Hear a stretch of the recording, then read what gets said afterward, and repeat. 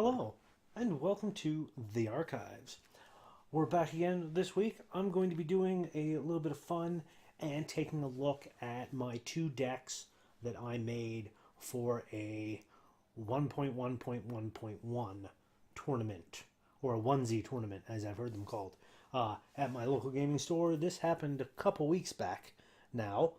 I did not place in the top four. Please, what show are you watching? You should know this by now.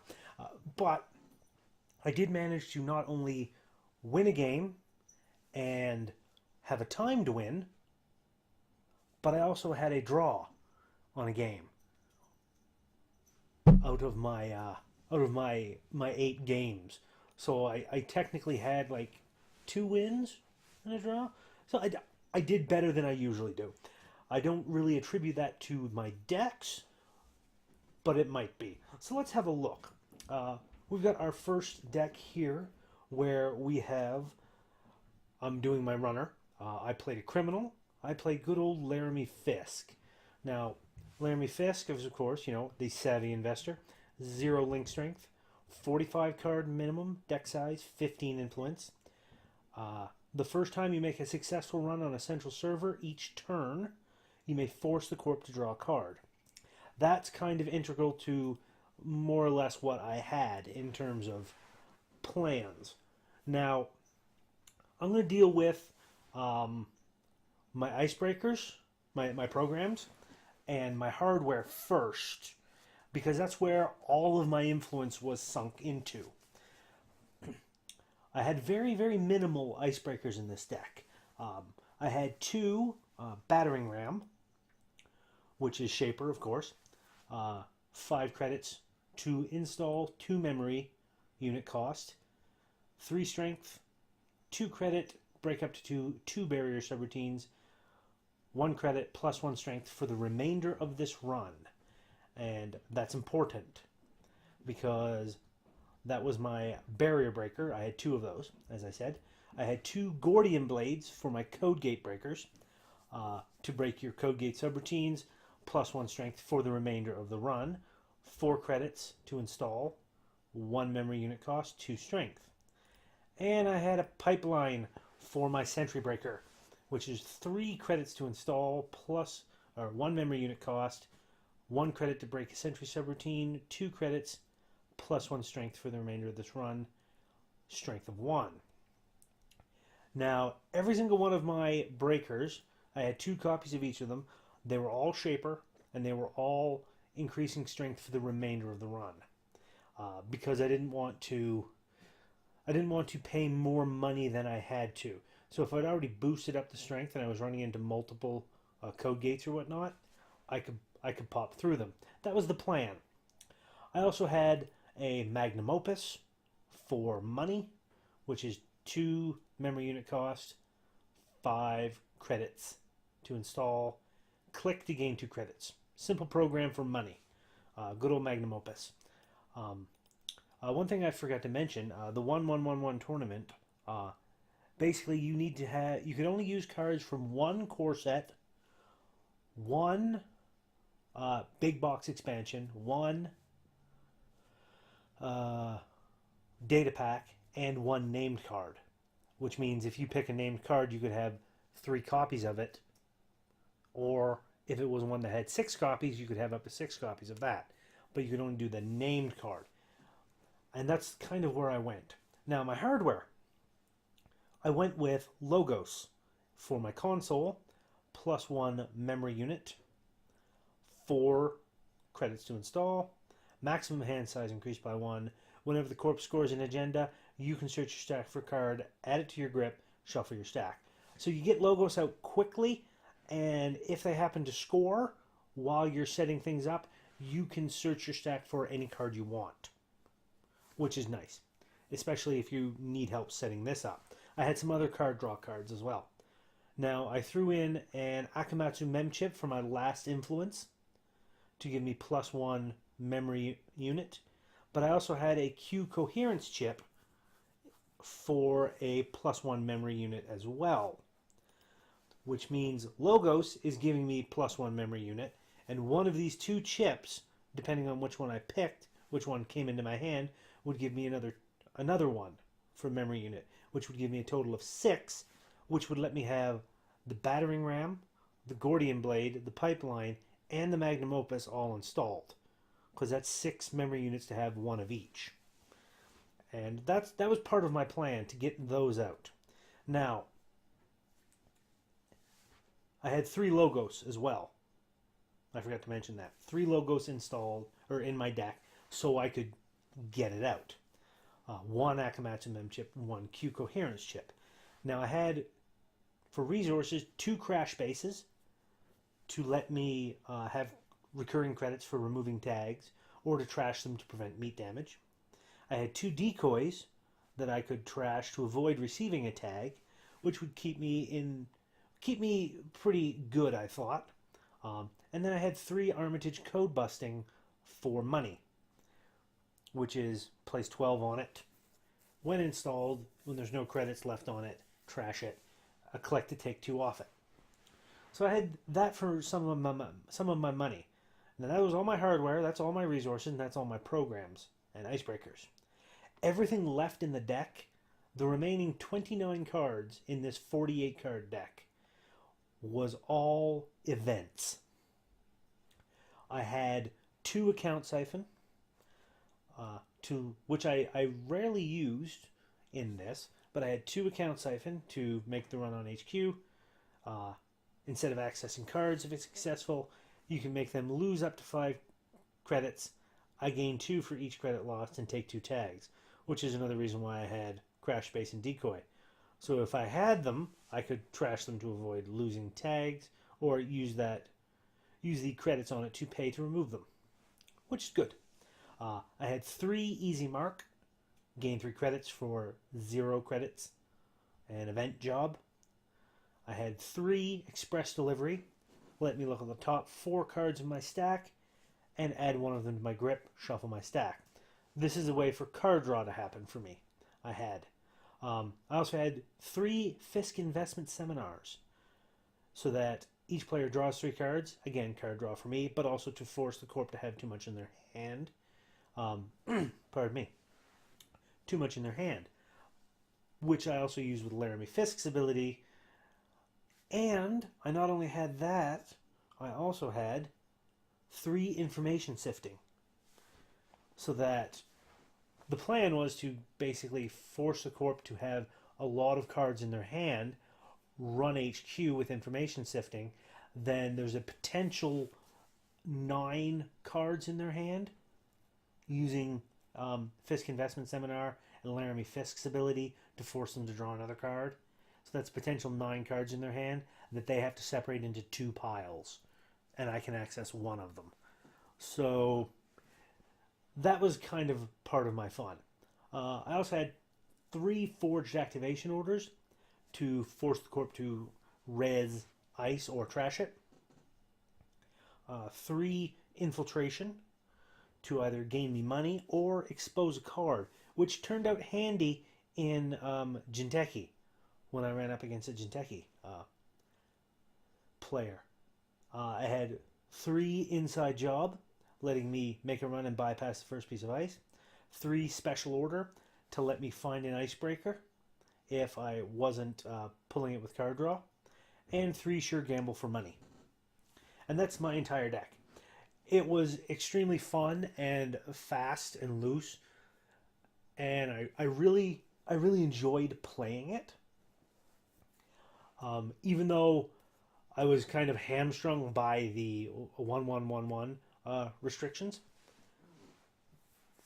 I still had a great deal of fun. I may end up tweaking this to play normally, even though it's not like a onesie tournament. I may tweak it and play it some. One idea that somebody gave me is putting an Escher, put a few Eschers in here, which lets you rearrange the board state so that you get your full suite of icebreakers up, which are all strength for the remainder of the run, and then you make a run on HQ, rearrange the board state so that there's only like all code gates in one server, all this in one server, all this in one server, letting you just walk through for less money. And that appeals to me. So I may be looking at this in the future in another tournament that I play in. I may play more Laramy and tweak this deck some for super fun times. So we shall see. We shall see. But yeah, that was my Laramy Fisk super fun deck. We're going to head on over here and have a look-see for a different, my other onesie deck. Where is it? There we go. There we go. And we're going to head on over here to the Onesie Tournament Corp deck, where I was playing Jinteki Biotech, Life Imagined. 45 minimum card deck, 15 influence, and it's the flip identity. Before taking your first turn, you can swap this card with any copy of Jinteki Biotech. 3 clicks to flip the identity. On the other side, it's either when I flip it, I do 2 net damage, or when I flip it, I shuffle archives into R&D, or when I flip it, place 4 advancement tokens on a card that can be advanced. Now, I didn't get a chance to use the net damage one, but I did get a chance to use both shuffle archives into R&D and place 4 advancement tokens on a card that can be advanced. I got a chance to use both of those, and it worked out fairly well. Now, in this particular deck, it was 49 cards. I had 20 agenda points. My agendas were 3 Brain Trust, which lets me place 1 agenda counter on it. When you score it, you place an agenda counter on it for every 2 advancement tokens on it over 3. So if you spend 5 on it, you place 1 advancement or 1 agenda counter. If you spend 7 on it, you place 2. And it lowers the res cost of all ice by 1 for each agenda counter on Brain Trust. And I use that in one of my games. I managed to get 7 agenda counters on it using the flip identity and a Mushin Notion, which you'll see in a little bit, to score a Brain Trust at 7. It was handy. I had 3 medical breakthroughs because the more that gets scored of this one, the easier it is to score the next. And that was the reason why I had that in here. I had 3 Nisei Mark IIs to just let me end the run if I managed to score it, which was handy. And 1 Philotic Entanglement, because if they're stealing agendas from me, I want to basically go, I score this for 2 and do net damage to you. Because that would be handy. So just 10 agendas in a 49 card deck. Not bad. My assets, because I only spent 8 influence. Again, with the restrictions of the 1-1-1-1 tournament, it kind of made that necessary. I had 2 aggressive secretaries to trash programs. I didn't get a chance to use it because nobody accessed it. They either accessed it when it wasn't installed and trashed it, or didn't. I had 2 Melange Mining Corp to give me quick, easy cash. That paid out handsomely because I had that behind some ice and the runner didn't want to go in after it immediately. So I had a couple turns of being able to go 3 clicks, gain 7 credits. 3 clicks, gain 7 credits. It was nice. 3 pad campaigns. I love my pad campaigns. I had 2 Plan Bs, which I didn't get to use because the runner found out what they were before I had any advancement tokens on it, and it's no good then. I had 2 Project Junebug because Project Junebug to do net damage. I actually hit in 2 different games with this deck. I hit someone for 6 net damage because I had 3 advancement tokens on Project Junebug when they accessed it. I paid the credit and I did 6 net damage. And both times the runners ended up not dying because they had enough cards in hand to not die. It made things quite interesting. I also had 2 10 assets to swap install pieces of ice. In case I got the ice out and not in the right order that I wanted to, I had that there to swap them around. Or to move them if they managed to find a way through one of my pieces, I could move it to a server that wasn't handy. I had 2 Ash 2x3ZB9CY because I wanted some interesting stuff that they might not expect. He ended up getting trashed before I could use him too, sadly. For my operations, I had 3 hedge fund, 3 medical research fundraisers, and 3 Mushin Notion. Both to get me money and to throw out either a Project Junebug, a Plan B, or an aggressive secretary, or one of my agendas out with 3 advancement tokens on it, in the hopes that they might run into it. Now for my ice, I had 3 Wall of Thorns, 8 credits, strength doing that damage, and ending the run. I had 3 Inazuma, which is a pretty high strength code gate that the runner can't break subroutines on the next piece of ice, and they can't jack out until after encountering the next piece of ice. So that was quite handy. Lotus Field was the real winner.